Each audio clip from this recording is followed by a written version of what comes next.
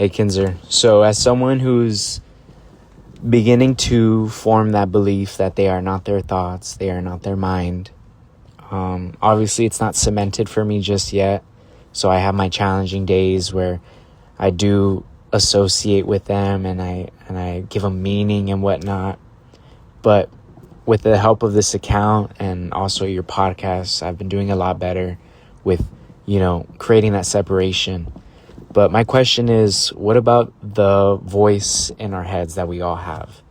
Like, is that us? Is that like my soul speaking?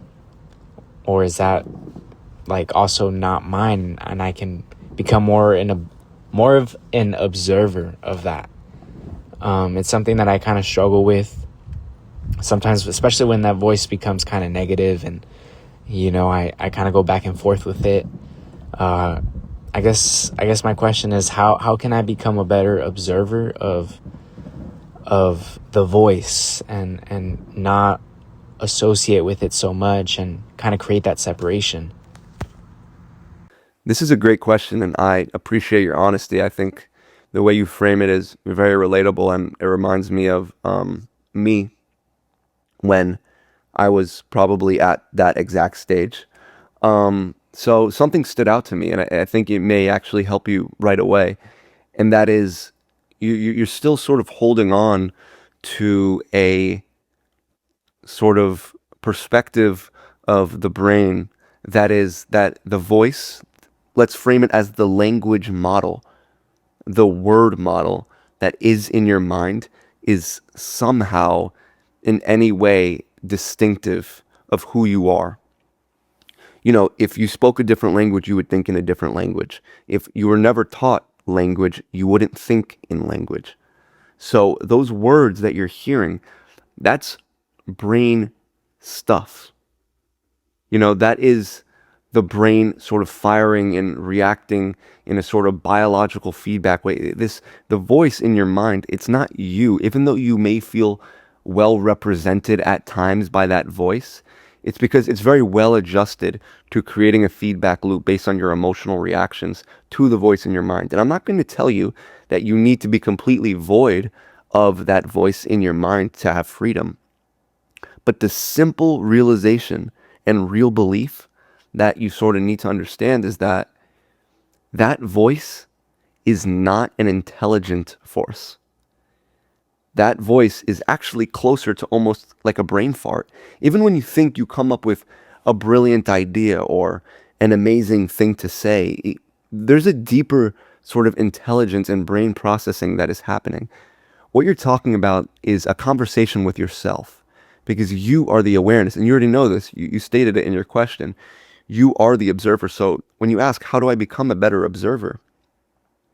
Realize that your essence, who you truly are, will never communicate with you in words because you are awareness. You are the observer. In another sense, you could say this. Your soul doesn't speak English. Your soul doesn't speak English. So if what these thoughts are doing to bother you is they're making predictions about the future or they're telling you things that you don't want to believe, you have to realize that this isn't you telling yourself this. This is brain chemistry and a sort of mental algorithmic loop that is happening. And the only reason it's happening is because of your emotional investment in whatever you're hearing in your mind. Those words are completely just noise. Even if they sound intelligent, even if they crack a joke, even if what they say is disturbing, they're just noise. They're just like a burp. They're a fart. It's a biological reaction. So the main thing that you're probably dealing with right now, that I was dealing with for a very long time, is you're still holding on to that thread of belief. It's because we were taught from very young to believe this, that you are your thoughts. That voice in your head, any voice, any words, any language that is in your mind is in any way a depiction of who you are in the deepest essence. When you're living your life and you're present and you're existing and you're flowing and you feel good and you almost forget to think, that's who you are, really. Or I guess that's the closest we can become to who we are because we're not thinking about who we are. We're just being who we are. So what's needed is you can find the peace that you're looking for, that you're searching for right now. And it's not because the thoughts are going to disappear tomorrow. It's because you just have to really understand that no thought is representative of you. Zero.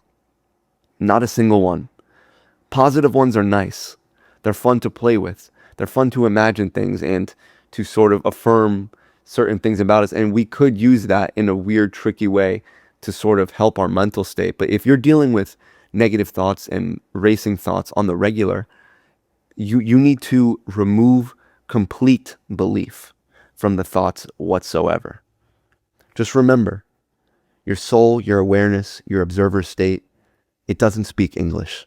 It doesn't speak any language. It doesn't speak in words. It just is. I hope that helps.